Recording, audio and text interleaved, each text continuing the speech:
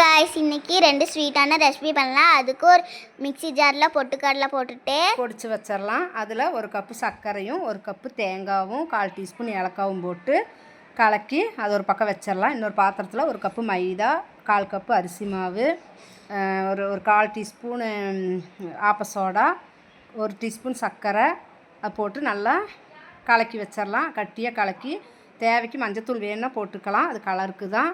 அதை போட்டு நல்லா கலக்கி ஒரு பாத்திரத்தில் வச்சிடலாம். ஒரு பேன் எடுத்து அடுப்பில் வச்சு கொஞ்சம் எண்ணெய் ஊற்றி அதில் அந்த உருண்டை பண்ண எடுத்து அந்த மாவில் முக்கி அதில் போட்டுடலாம். போட்டால் நல்லா டேஸ்ட்டான குழந்தைகளுக்கு கொடுக்கக்கூடிய ஒரு ஸ்வீட்டான ரெசிபி ரெடி ஆயிடுச்சு. அந்த மாவு மிச்சமாயிடுச்சுன்னா அதுலேயே 2 வாழைப்பழம், கொஞ்சமாக அரிசி மாவு, கொஞ்சம் மைதா மாவு, கொஞ்சம் சர்க்கரையும் போட்டு அதை பிசைஞ்சு அதையும் சின்ன சின்ன உருண்டைகளாக பண்ணி பொரிச்சு எடுத்துக்கலாம். அது ஒரு ஸ்வீட்டு நல்லாயிருக்கும். லைக் பண்ணுங்கள், ஷேர் பண்ணுங்கள், சப்ஸ்கிரைப் பண்ணுங்கள்.